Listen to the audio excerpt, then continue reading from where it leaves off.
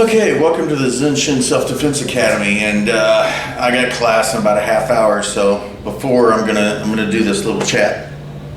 So I have discussed. I'm sure I have. I know I have. I don't know if it's actually here or on Bentley's Backwards Bushcraft, but I have discussed the three types of people that you should be training with. So there are three different types of people that you should train with. You should train with people who you can beat anytime you want. You should train equally with people that are equal to you in skills and abilities. And you should train equally with people who can beat you anytime they want.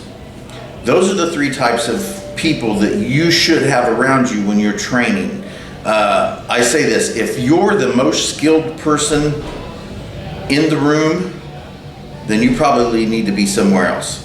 That's really basically what it comes down to for me. Now, I also believe that instructors or teachers, whatever they call themselves, I think they need to comprehend the facts that for some people, they need things that others don't necessarily need when it comes to training. As example, when I began training MMA, I was day one, I had no MMA skills whatsoever, and these guys were easily years ahead of me when it came to training. It was a group that had already been together for some time, and I was the new guy. For 6 months, and I'm not even exaggerating, for 6 months I was getting my ass beat. I wasn't even coming close to taking these guys for any reason whatsoever, and not one of them let up an ounce and allowed me to get a technique or to get something for my learning process, not just physically but mentally as well. They weren't, that's the environment I came up in. They weren't gonna give you an ounce, you had to take it. So, and there was nothing wrong with that. I was fine with that. I was absolutely fine with that. I don't necessarily believe that's the best way for everybody. A lot of people I saw coming in were treated everybody was treated the same way. No one was given an ounce of compassion.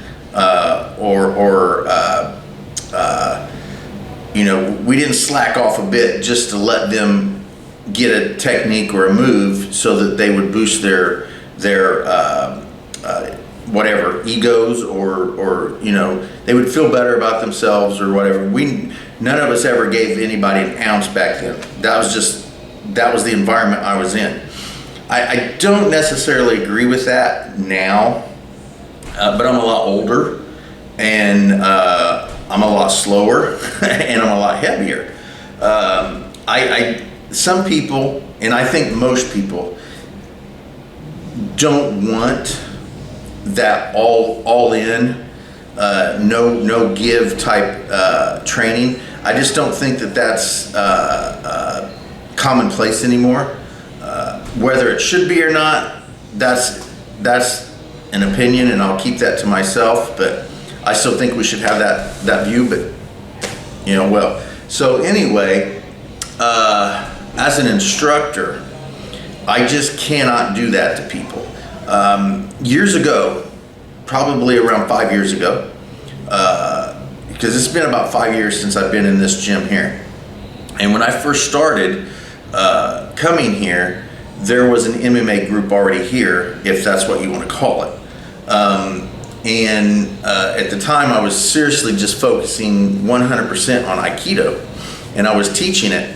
And the agreement I had was I could come up here and teach Aikido, but I couldn't teach anything else, especially MMA. That was an absolute can't do it, because it would interfere with the other class. So that was the agreement. Since then, that person is gone, and now I basically have free reign of martial art in this entire gym. So anyway, I rolled a little bit with that MMA group, and I would roll with their instructor, and I would never beat their instructor. I would never do that in front of somebody's students. I wouldn't do that. But I got caught one day giving in, so that I didn't beat the guy. I let him beat me, and I got caught doing that. And somebody seen me and knew what I was doing and brought it to my attention afterwards. So yeah, another thing I don't have any desire to do is go into another gym, and not that I'm saying I could, but in this particular instance I could. But go into somebody's gym and then just beat them at whatever martial art they're doing, that's just not cool. That's not cool. It just isn't. So anyway, that was like 5 years ago or something like that. The guy's still around in town. He still, I guess, teaches. I see him every once in a while, and we still have a decent, acquaintance with each other. But he knew, and he even said something to me other than that other person. He said something like, "You let me do that, right?" And I was like, "No, you got me," And in fact, I wasn't lying. He did get me because I didn't resist, and although I could have escaped, I didn't. So yes, he did get me. Now today, I had a private class for my EGADS class, the Eclectic Ground Aikijitsu Defense Systems. It's my grappling. And I was doing a private class today, and I think this is his 6th class. He's been here for 6 classes, and I haven't let him get me at all, it was kind of wearing on me a little bit, like, how would I feel if somebody was just, and I know how I felt. I mean, personally, I liked it, but how would I feel if I didn't have that attitude? Coming into a class where you're paying somebody for these private classes, and all that's ever really happening when you roll is you're losing. All right, that sucks. That's a sucky feeling. It really is a sucky feeling. Even when I was in my quote-unquote prime. All right, so let's try to keep track. I wanted that somebody came in. Yeah, that's a sucky feeling. So today, I told him I just wanted him to use what we had already done in the last 6 sessions, the techniques that he was, we were been practicing, and get me with one of them. His movement's getting better, which is fantastic. He's not using his strength as much as he used to, although we still need to work on that. His positioning is getting better, but he got me in an arm bar. Now, I could have not let him get me in the arm bar in the first place, but he's trying to learn this. Why would I not help him by letting him get that, right? So instead of escaping the arm bar, I just held and made him force my arm free, which he eventually did. Instead of escaping the arm bar, I went ahead and tapped. Now, he has no clue, he has absolutely no clue that I didn't let him get it. I'm trying to word this without, I didn't let him get it. He got all the positioning, he got the arm bar. I just didn't do anything drastically to stop that. Once he got a position, I'd let him keep it, and I let him progress further and further and further until he got the arm bar. Now, when I say let him, I didn't just give it to him. I made him work for it. And that's the point I'm trying to make. Whether you're a student or an instructor, but I'm speaking as an instructor here, don't your ego can't be so huge that you can't help your students learn by letting them get you.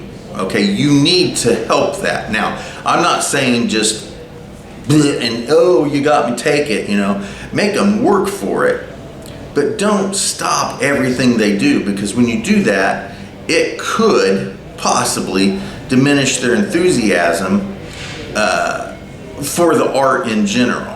And that's one thing I don't ever want to be accused of, is causing someone to lose enthusiasm for their training because they got angry or bored or tired of just getting womped on every week. So he did get the arm bar,